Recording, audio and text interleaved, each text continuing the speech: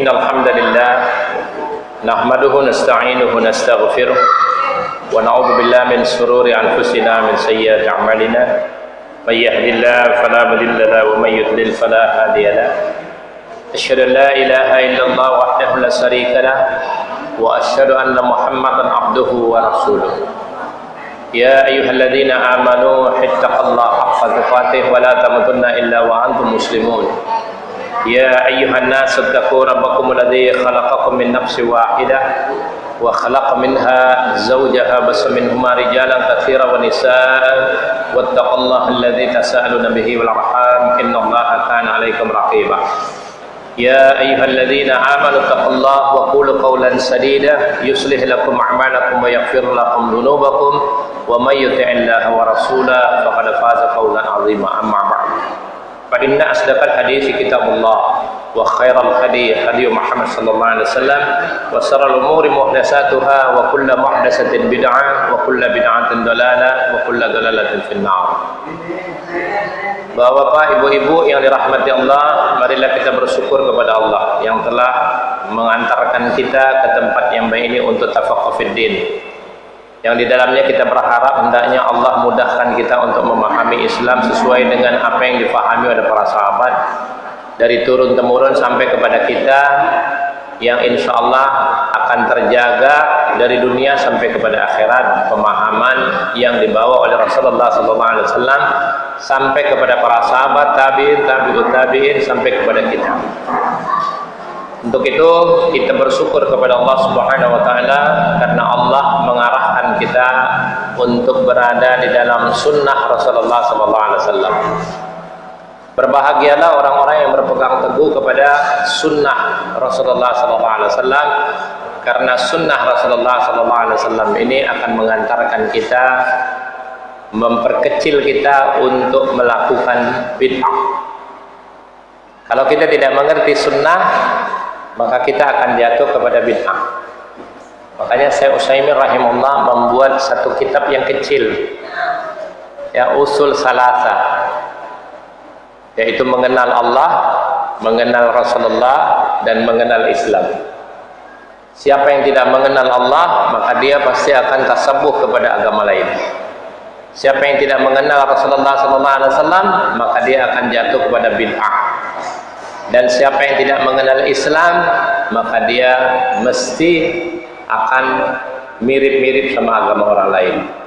Oleh karena itu, kita yang hadir di sini, janganlah melihat banyaknya orang berbuat, tetapi apa yang mesti kita perbuat. Sesuai nggak dengan dalil atau tidak? Nah, selebihnya kita meminta pertolongan Allah supaya Allah mengarahkan kita untuk faham, faqih dalam masalah agama.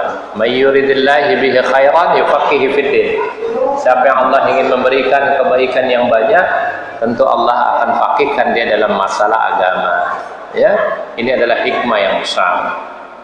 Hari ini kita akan lanjutkan lagi kajian kita dari yang lalu. Kita sudah bicara amalan apa saja yang bisa membuat kita ini dosanya dihapuskan. Karena kita pada hakikatnya semua berdosa. Apa saja yang sudah kita lakukan, banyak dosa yang sudah kita lakukan. Nah, bagaimana untuk menghapus dosa-dosa yang sudah kita lakukan? Telah saya jelaskan. Pertama adalah taubat kepada Allah. Ya, yang kita rujuk kepada surat At-Tahrim ayat yang ke-8, yaitu surat yang ke-66 ayat 8. Kemudian yang kedua, perbuatan-perbuatan baik bisa menghapus perbuatan-perbuatan yang tidak baik. Kita rujuk kepada surat Hud, surat yang ke-11 ayat yang ke-114. Kemudian yang ketiga, bersedekah secara sembunyi-sembunyi. Ini juga bisa menghapuskan dosa kita. Ya, yang kita sudah rujuk dalam surat Al-Baqarah ayat 271. Dan yang keempat adalah menjauhi dosa besar. Kalau kita sudah berusaha untuk menjauhi dosa besar, yang paling besar adalah syirik kepada Allah Subhanahu wa taala, yang lain itu gampang untuk diampuni. Karena Allah Subhanahu wa taala, poin yang keempat ini sudah jelaskan dalam surat An-Nisa ayat yang ke-31. Ya. Saya tidak bahas ulang-ulang, ini hanya sebagai mukadimah saja. Kemudian yang kelima adalah perkataan yang baik dan benar. Ini juga menghapuskan dosa-dosa kita, yang kita rujuk kepada surat Al-Ahzab ayat 70 dan 71. Nah, hari ini kita akan masuk kepada pembahasan beriman dan beramal soleh. Itu adalah salah satu sebab untuk terhapusnya dosa-dosa kita. Di antaranya Allah Subhanahu wa taala berfirman dalam surat yang ke-29, surat Al-Ankabut ayat yang ke-7. Walladzina amanu wa 'amilus shalihat lanukaffiranna 'anhum sayyi'atihim wa lanajziyannahum ahsanal ladzi kanu ya'malun. Dan orang-orang yang beriman dan beramal soleh. Perhatikan kalimatnya walladzina amanu wa 'amilus shalihat. Yaitu orang-orang yang beriman dan beramal soleh, benar-benar akan kami hapuskan dari mereka dosa-dosa mereka. Ya. Dan benar-benar akan kami beri mereka balasan yang lebih baik daripada apa yang mereka kerjakan. Maka amal soleh ini luas sekali pembahasannya. Kenapa Allah Subhanahu wa taala ketika menyebutkan amal harus disertai dengan soleh, amalan solehan? Karena kalau amal secara umum adalah perbuatan. Kalau kita rendengkan dengan solehan, baru itu amal yang dimana berdasarkan kitab Allah wa sunnatul nabiyyin. Itu yang dikatakan amal yang soleh. Dan rinciannya terlalu banyak. Yang jelas apa saja perbuatan baik yang kita lakukan berdasarkan apa yang sudah dibawa oleh Rasulullah SAW, itu semua merupakan amal-amal soleh. Di antara amal soleh ini banyak sekali. Yang maqdud sudah kita tahu, ya, salat, zakat, puasa, haji, dan banyak sekali yang Allah Subhanahu wa taala telah merincinya dalam ayat-ayat yang banyak. Kemudian Allah sebutkan dalam surat Al-Hajj ayat yang ke-50, surat yang ke-22 ayat yang ke-50, "Falladzina amanu wa 'amilus shalihat lahum maghfiratu wa rizqun karim." Maka orang-orang yang beriman dan beramal soleh, bagi mereka ampunan dan rezeki yang mulia. Jadi amal berdasarkan iman. Kalau iman tidak beramal, berarti imannya bohong. Ya. Dan sebaliknya, kalau beriman tidak beramal, ya berarti juga imannya bohong. Kalau amal tanpa iman, ya pasti tertolak. Ya. Oleh karena itu, banyak ayat-ayat seperti ini disebutkan Allah Subhanahu wa taala dalam kitab Al-Qur'an. Dan kita masuk kepada yang kita jelaskan dengan hadis Rasulullah SAW. Pada kesempatan ini kita buka dalam surat At-Taghabun ayat yang ke-9. Surat yang ke-64 ayat yang ke-9. Yauma yajma'ukum liyaumil jam'i. Dzalika yaumut taghabun. Wa may yu'min billahi wa ya'mal shalihan yukaffir anhu sayyi'atihi wa yudkhiluhu jannatin tajri min tahtiha al-anhar khalidina fiha abada dzalikal fawzul 'adzim. Allah ingatkan kepada kita, ingat hari di mana Allah mengumpulkan kamu. Surat 64 ayat 9, ya. Ingat hari di mana Allah mengumpulkan kamu pada hari pengumpulan. Di mana Allah kumpulkan kita? Di padang mahsyar. Seperti apa Allah kumpulkan kita? Dalam keadaan telanjang, tidak beralas kaki, dan tidak berhitan.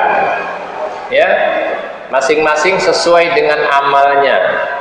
Mereka berpeluh, berkeringat, ada yang sampai selutut, ada yang sampai sehidung, semulut, ada yang sampai tenggelam. Sesuai dengan amal kita, yaitu amal-amal soleh yang kita lakukan ini akan menyelamatkan kita nanti hari pengumpulan, yaitu di padang mahsyar yang tidak ada lagi bangunan. Itu yang disebut padang mahsyar. Namun para ulama berbeda pendapat, apakah Allah akan ratakan saja bumi yang ini sehingga tidak ada bangunan lagi, atau Allah ganti lagi dengan bumi yang lain dan langit yang lain. Ya, para ulama berbeda pendapat masalah ini, dan itu tidak penting untuk kita perdebatkan. Ya, yang jelas ada perbedaan pendapat di kalangan ulama dan kita hargai satu sama lain. Kalau berdasarkan zahir ayat yang kita baca, Allah ganti dengan bumi dan langit yang lain, yang Allah sebutkan dalam surat Ibrahim ayat yang ke-48. Sambil dibuka. Surat Ibrahim adalah surat yang ke-14, ayat yang ke-48.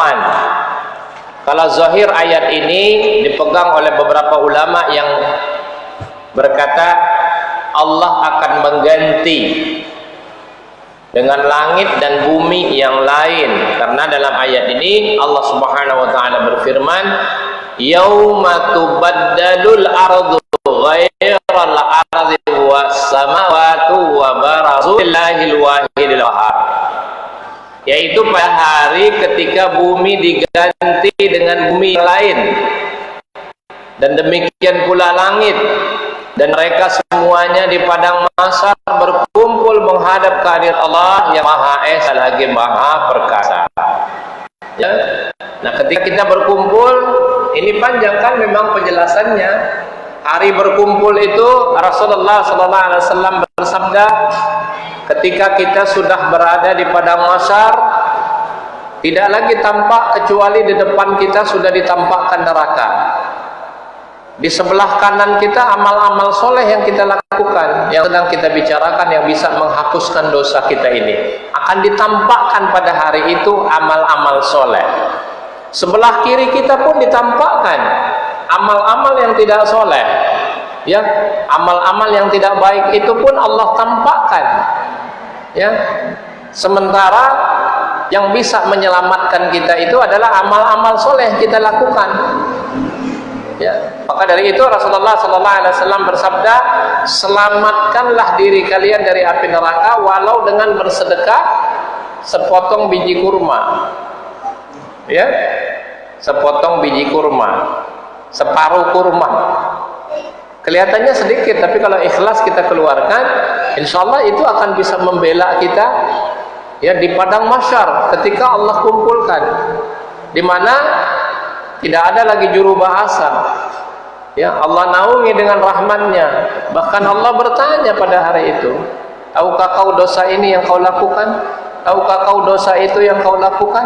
Setelah kita semua mengaku, maka Allah akan berikan rahmatnya, dan Allah berikan catatan amal solehnya di sebelah kanannya, kemudian ditutupi dosa-dosa kita di dunia ini, diampuni dosa kita di akhirat kelak.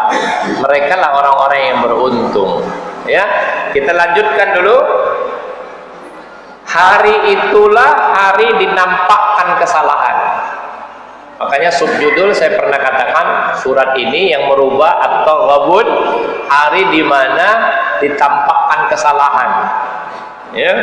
Barang siapa yang beriman kepada Allah dan beramal soleh, niscaya Allah akan menutupi kesalahan-kesalahannya. Ya, dan Allah masukkan dia ke dalam surga yang mengalir di bawahnya sungai-sungai, mereka kekal di dalamnya.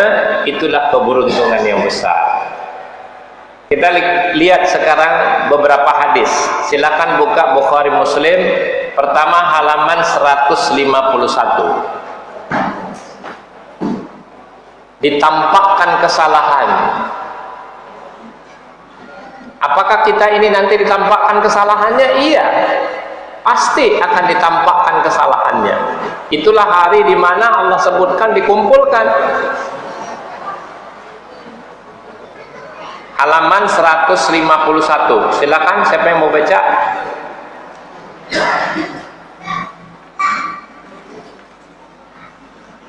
Ibnu Umar. Ya.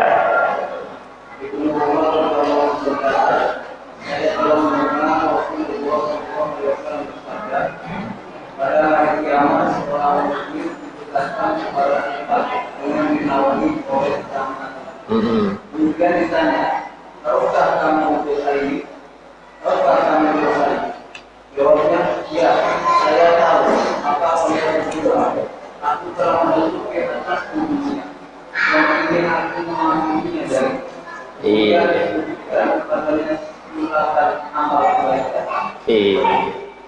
Jelas?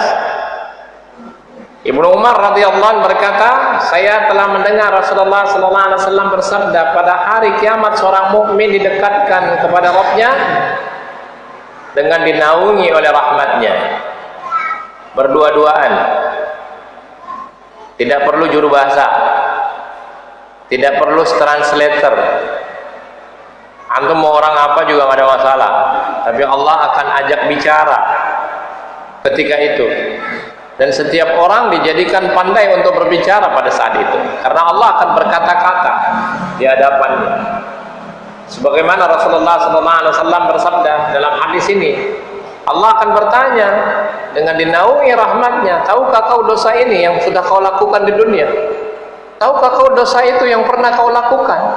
Tidak ada seorang pun yang bisa berkelit nanti di sana.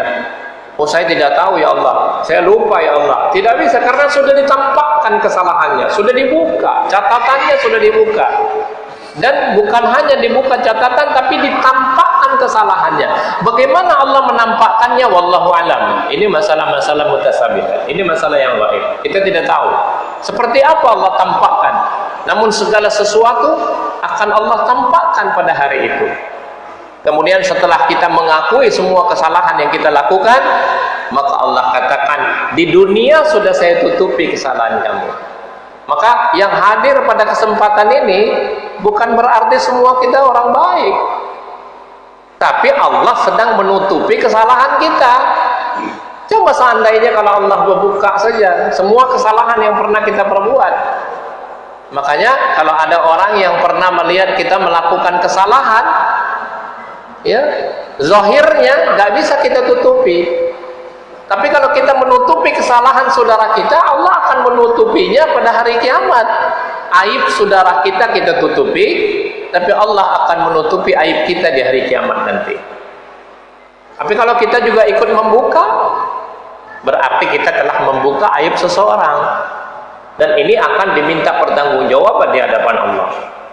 Setelah semua sudah dihisab seperti ini, maka Allah akan berikan catatannya dari sebelah kanannya. Tadi, aku menutupi kesalahanmu di dunia dan aku mengampuni dirimu, kemudian diberikan padanya suratan amal kebaikannya.